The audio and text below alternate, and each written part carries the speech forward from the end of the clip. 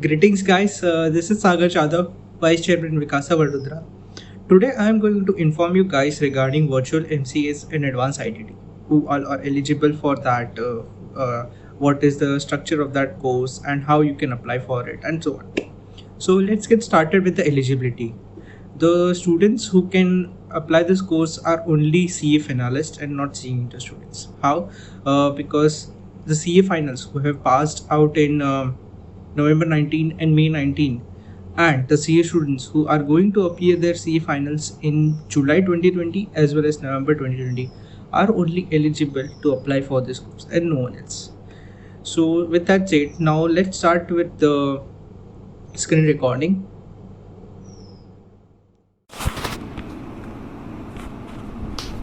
Now as you can see, I've already typed this website virtualmcs.ici.org, and that website I can get the information, all the information regarding this. Now if I focus on this yellow box, it tells that this website, this box is only for the candidates who have already applied for the advanced ITT course or GNCS course physically and paid the fees. Now if I click on this link, it will redirect me to the notification which was put out on 31st May regarding this. This notification will give you all the information of the virtual MCA's course. Alright, but for now I'll go through it properly. I will provide you the link in the description. Now if I read it properly, at the end there is one Google form. If I click on that Google form, it will redirect me to a form page. In that, fill that form properly with your registration number, name, email ID, mobile number, and so on. Alright, it's a normal procedure. Okay, so now let's get going to the students who are applying freshly for this course or who have not yet applied physical course. So come to this website again, virtual MCS. Click on this black line, especially that blue fonted thing. If I click on that, it will redirect me to a new web page. It will provide you all the information regarding both the courses. So I stated earlier the eligibility criteria of students and fees is given there, 50% marks criteria. Now I will explain you about this 50% marks criteria, especially in advanced IT, physical advanced IT.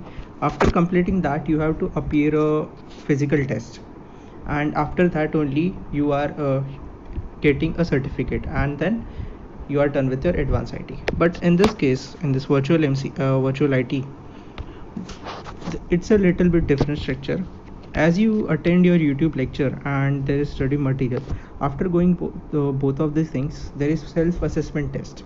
Now in this test you have to pass minimum 50% of the questions. That is, in this case, if there are 10 questions, then you have to pass with minimum 5 questions correctly, and then only you can move ahead with the upcoming lectures. So that's how the procedure is at this advanced IT and GMCS. I will also show you in this virtual MCS course. Virtual MCS, yes. So in this thing, same YouTube links are provided as well as the assessment test. Don't worry if you do not pass the test in first go, you can reappear the test, but minimum 50% criteria you have to fulfill, and only after that you can move ahead. So how much time you need to dedicate for this? Now it's clearly written in this yellow font that every day you need to dedicate 6 hours for a virtual MCS or advanced IT. But you cannot do both the courses turn by turn, at the same time. If you are going with a virtual MCS, then virtual MCS 15 days, and then advanced IT of next 15 days.